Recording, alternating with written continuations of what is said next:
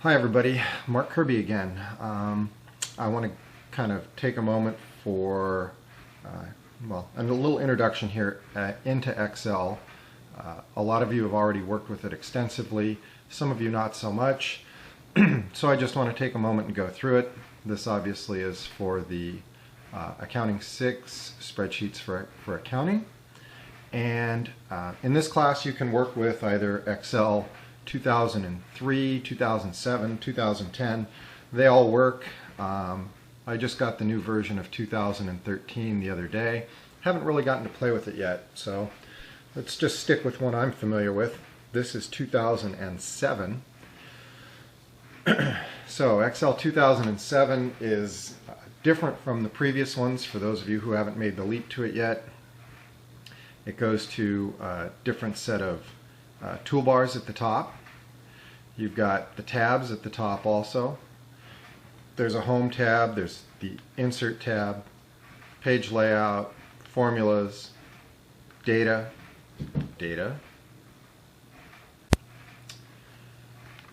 formulas tab, data tab, review, video, developer tab, which if you don't have that turned on, I'll show you how to do it a little later. Add-ins. I have Adobe Acrobat installed on this, and it shows up. You may and or may not have that. So the thing about the new version of Excel, depending on your screen resolution, you may get to see more stuff across the top here, more tools for each of the tabs. If you have less real estate available on your monitor, you'll see fewer of these. They kind of group them down together. If you have more real estate, you'll get to see more. For example, I'm doing this on a laptop, and this isn't too bad. I get to see a lot of stuff. When I dock this laptop at work, I have this decent size. I have a pretty big monitor. You can see even more. It shows you more detail and options over here in the formatting sections. So for those of you who aren't familiar with the layout here, your cut, copy, and paste, we're on the home tab now. Cut, copy, paste, format painter are all here. Formatting for fonts, bold, cell coloring, outlining is here. Centering, merging text, wrapping text, that sort of stuff is all here. Currency formatting, well, currency, percentage, commas, adding or subtracting decimal places, those are all here. Pull down windows, the nice thing about this new tab driven menu is there's a lot of pull downs and you can jump into selections from there. Conditional formatting, if you're not familiar with it, it's something we'll talk about in class. Some other features: find, sort, auto sum, clear. Now, if you're still using an old version of Excel and you don't remember how to get to some of the tools, or you don't see those tools on here, notice in this little grouping right here, you can see the outlines of this little box. You can double click this little arrow in the corner, and so if you go to the little, within that box, you go to the little down arrow down here in the corner, click on that. It pulls up the old school, Windows 2000 version toolbox that lets you go through and do all the formatting commands, whether it be number, alignment, font, border, fill, protection. They're all there. Same thing with the copy tab. It lets you, no, sorry, not that one. The alignment tab, it'll let you open up the old alignment tools. It's still the cell format tool. Same thing with the number tab. It opens up the cell format tool. It just takes you to the right tab on the top of the old school. I hate calling it old school because it worked real well for me for a lot of years, but the old school formatting tool. So there's a brief look at the home tab. The insert tab lets you set up pivot tables, regular tables. We don't really cover that much in this class. Maybe if we have time we will. You can insert things, pictures, shapes. This used to be a separate toolbar that you'd have to set up on Excel. Now it's just a drop down. You can go pick a shape that you want to throw in on your spreadsheet, and it does it. And notice once I threw it in there, it's going to let me format it. It jumped right to the drawing format tool. I'm going to delete that so we can go back to where we were. But each of these is a little box on its own. The other box is the charts area.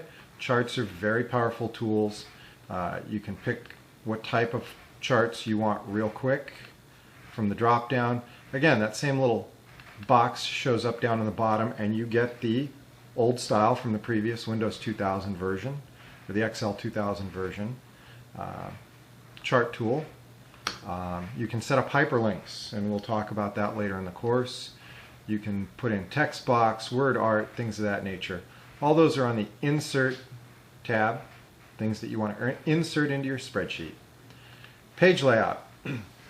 Where I primarily use the page layout is printing and how things are going to look when they print.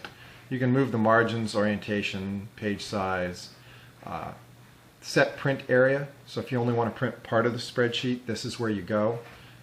Select the area you want and then hit the set print area command. You can also hit the clear print area. So there it's set the print area, and it will only print things inside of that box. You can also go up and clear your print area, and it'll take it away. You can insert page breaks. You can insert a background behind your whole spreadsheet, kind of like a watermark sort of thing. Not something I use very often because it detracts a lot from the information that you've got in front. But if you're trying to do some sort of formal presentation, it's a very interesting thing that you can do.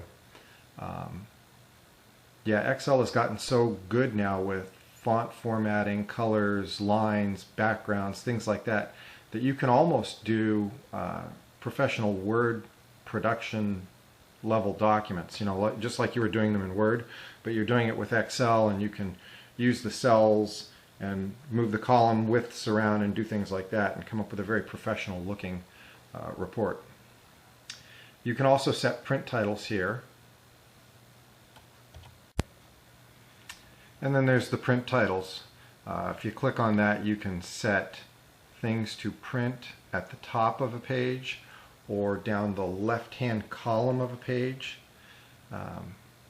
When you're printing reports that are more than one page in size. Very, very helpful to get those headings. If you have long columns of data like on income statements and you want it to show the column header at the top every time, you're going to use that print title function. Okay? So I clicked on that, and even here when I click that key, the old school or the old style Excel box shows up. If you have a print area set, it'll show up here. Here's where you go and you can put in the rows you want to repeat at the top. And you can just simply click, here's what I want. I can print on this and get it out of the way and say I want to repeat columns A and B. So it's going to print rows 1 through 3 in columns A and B. If you can then adjust other print settings and things like that. Okay? Cancel and get out of that. On the Formulas tab, here's where a big part of this course is going to happen. We've got the very first thing on the left, Insert Function, and we are going to learn to use this extensively. A lot of what we're going to do involves the functions that are already built into Excel. You don't have to set up these formulas, they're done for you. The insert function is where you can go if you know kind of what you want to do, but you don't know the name of the function. So if you want to go ahead and do something like add up a column of information, we can all see that the auto sum key is right here next to it, and those of you familiar with Excel, and you should be, know how to click the auto sum key and you can total a column of data. But let's just use that as an example. In the description here, it's going to search for something for me.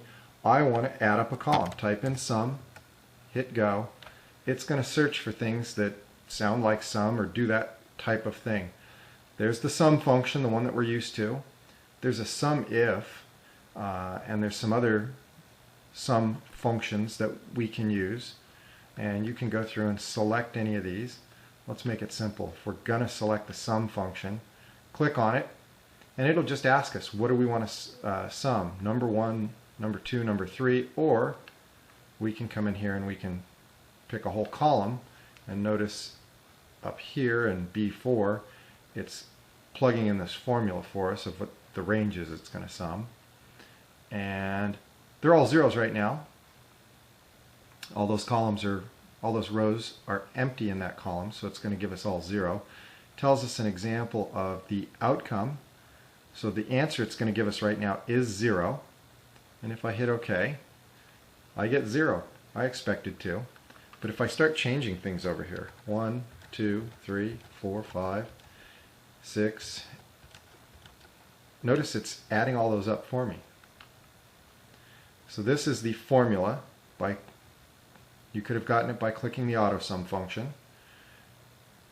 I'll do that, say, down here. Here, AutoSum. It makes an assumption for me. It says, here's what I'm going to sum for you. If I like that, I hit enter. And notice my first sum also includes the sum of the one I just created, so that it's double. Kind of a mistake on my part, but so there's how you can use the insert function key here to go and look up things that you don't know. If you click on, notice what just happened. Very important. I put the cursor on a cell with a function in it, hit the insert function key. It took me to the insert function wizard for that function already. It assumes I want to edit the function. So there's another way you can edit functions. But if I put it on an empty space, it goes back to here. Go ahead and search for what you want. It's got a list of all the ones I've most recently used. And away we go.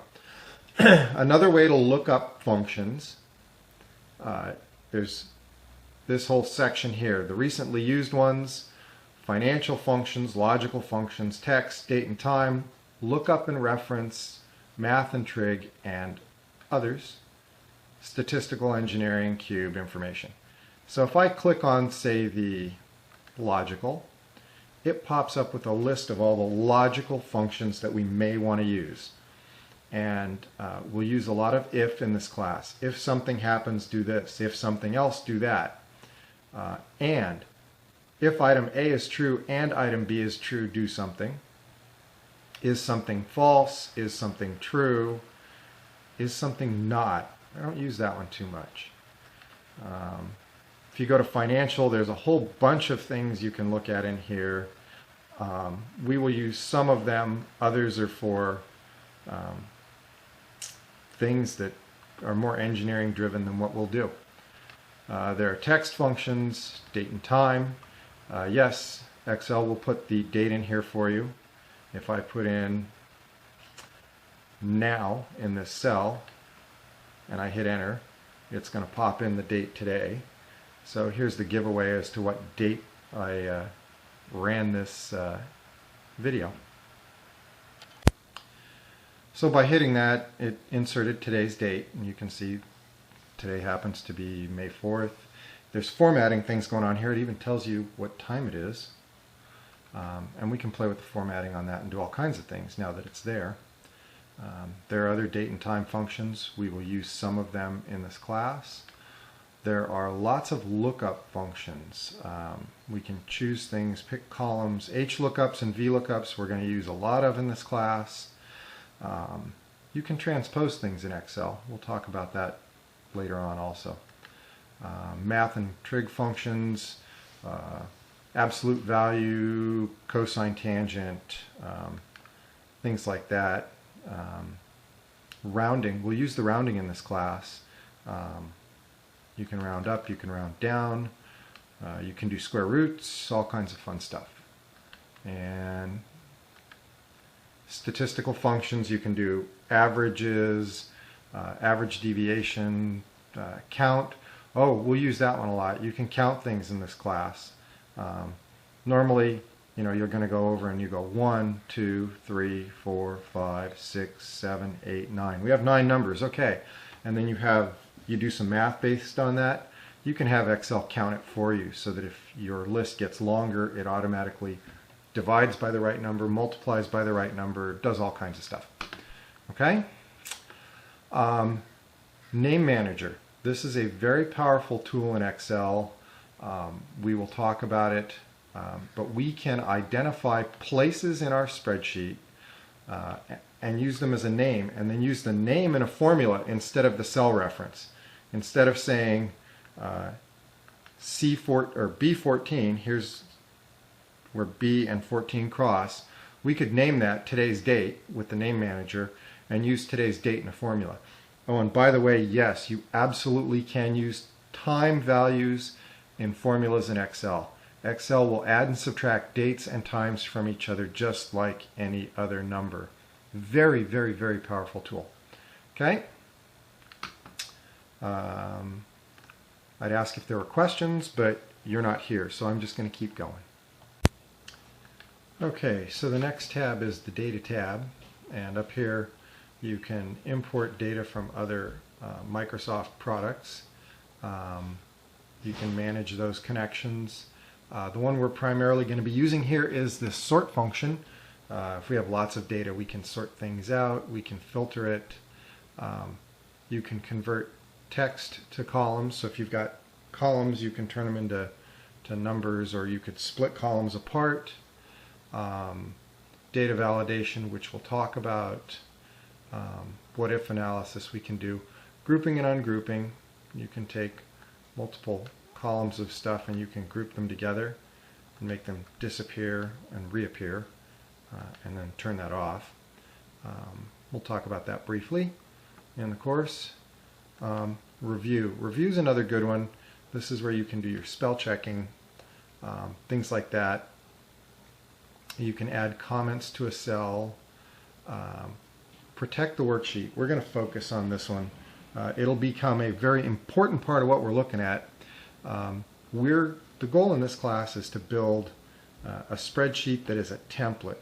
You've done all the work, you've put it together, thought it out, and it's set up in a way that there's an input area, calculations where the amounts get processed, and an output area, which is a report that someone can just push the print button and bang, a report will come out. If you go through all that effort to create a template with an input area and an output area, you want to do two things. At that point, you want to assign it to someone else, because it's easy to just drop the numbers in the input area. All the thought part of it is really done. And B, you want to protect your calculations so that someone doesn't come along and mess them up, change the formulas that are in the cells. And then it's not a template anymore. It's just a piece of paper where people are typing in numbers. And if you change one, you don't know if the amounts flow through or update all of the right fields. So how we save ourselves there is we use the protect sheet function. You can protect the sheet, the workbook. You can give it a password, all kinds of things. We'll go over that in class. But that's where this is at. View. We'll look at this a little bit. Obvious stuff. Normal view. You can do page layout view. If you've set your print areas, the page layout view will definitely show up. You can show the page breaks on what you're doing. You can even set up custom views. We might hit on that later, but I don't think I'm going to hit on that unless you guys specifically ask. We can also zoom in and out on a spreadsheet, so if we want to just look in more detail at one little area, we can do that. And we can also set up, let's go back to normal view, we can set up multiple windows on our screen so that you can see two things side by side, like you could have data on the left side, and then you could also have the same data on the right side, or a different spreadsheet on the right side. And how you do that is in the new view key. Anybody ever played with freeze panes? I'm going to type in some stuff here. 3, 4, 2, 3, can't type, 4, 5. You can freeze the panes so that, notice the lines come on both horizontally and vertically.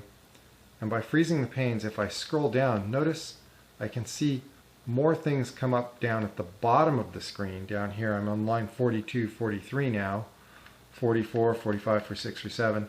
But that top row that I wanted to keep, like headers on a spreadsheet, those still all show up. In the same way, I've turned it on so that column A would stay. And as I scroll to the right, notice I'm looking UVXW, UVWXYZ, AA, AB. Notice that 2, 3, 4, 5, that stays on there. But can I see columns B, C, D, and E? No, they're gone. And that's all part of the freeze pane function. It's a cute little tool. It's very helpful with presenting reports or input areas for people. Helps them line things up. Okay. The developer tab is for macros. We aren't going to be messing with that. You probably don't even have it turned on unless you know how to do macros yourself. So that's the quick overview of Excel. Oh, other thing I want to point out while we're here. The new version of Excel, the old version, Windows 2000 or the Excel 2000, would let you customize all of your toolbars. They don't let you do that anymore. You have what's called the ribbon up here, and you're stuck with the data tab, the formula tab, the page layout tab. They don't let you move any of these things around or change them. What they do let you do is set up something called the ribbon. And I've got my ribbon here below the tabs, and it's, well, they call this the quick access toolbar. I take that back. This here is the ribbon with all the tools in it. But the quick access toolbar, these are all the things I use a lot, and I've set them up in this special area so that instead of coming up and having to go to page layout and find set print area, I've set up a key for it. It's right here. Or that's print preview. This one is set print area right here. And if I wanted to copy a font or a formatting somewhere, I don't have to go up and find the home key and come down and find the format painter. I can just go right here. There's your format painter, or the sum key, it's here. Right and left justify, center, underlines, things like that. Okay? That way it saves me from running through the tabs at the top. How do you get into that? If you go up to the Microsoft button up at the top, and you come down to Excel options, all the good stuff's in the options, and go to customize. In customize, here's all of the popular commands, and here are the ones that I've put in my quick access toolbar. Notice they call it the quick access toolbar. So you can take things and select them over here on the left side, add them to the right side, and then if you have something over here, say I click on the undo button, you can move it up and down with these items here to put it in the exact order you want it to be in. So this is mine. This is how I like it to be. You only have one other choice. Show the quick access toolbar above the ribbon or below it. I opt for below. You could have it above if you want. It doesn't make a difference. Okay? Other things. Well, let's go back to the Windows or the Microsoft button. Come down to Excel options. If you go to add-ins,